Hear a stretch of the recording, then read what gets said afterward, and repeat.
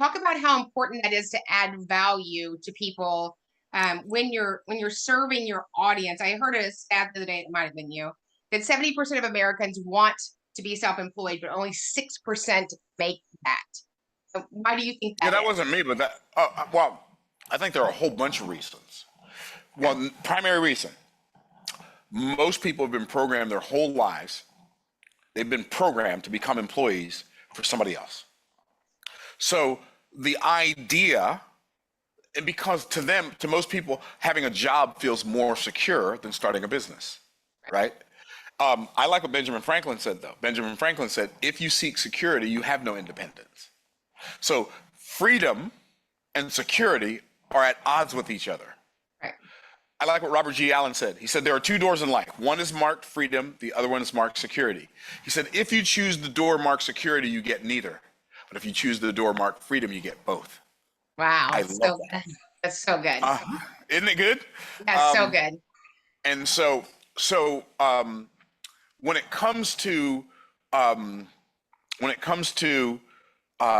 why do I believe that so few people are entrepreneurs? Because they've been programmed to believe that it's too hard for them by what I call the cultural hypnotic societal mechanism. They program us to believe that it's too risky and too dangerous, and so therefore we have all of this manufactured anxiety around starting a business because we think it's hard. But the reality is, if you have a job, you've already closed the sale, right? You got a $50,000 a year job. You've already closed somebody on a $50,000 deal. Yeah, you took their offer. You took their offer and they took yours. Yes. Right? Y'all exchanged. They offered you $50,000 a year, and you offered them to sell them 8 hours of your life every day for $50,000. There's nothing wrong with that, but I don't know how that's less scary. That all of your livelihood is dependent on someone other than you. I don't know how that's less scary, or than, like, at least I know what I'm gonna do. Right. Right. So I know I can count on me because I've become a person that can be counted on. So anyway. And nobody comes in and gives you a pink slip. I think it's so interesting. I went last week and got to see the great John Maxwell just for a day in Orlando, and it was a few $100s. And people were like, well, you were in Orlando and you didn't come see me? What are you doing? I was in Winter Haven, Florida. I'm like, I feel like that's Myron's 50 miles, literally 50 miles from here. You were with your inner circle, and I was like, Myron's gonna walk over one of these golf holes. I can just know it. And I think it's so funny how I don't have any credentials. I am not a college graduate, but I'm not a quitter. I signed up for more colleges than most people did.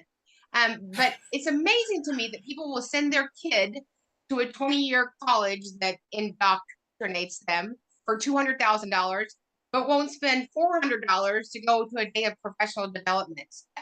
It's mind-blowing, isn't it? It's mind-blowing. Yeah. It's mind-blowing. But that's all part of the programming. We are, like, most people are sheeple, right? People. Right. And most people don't think, they just think they think.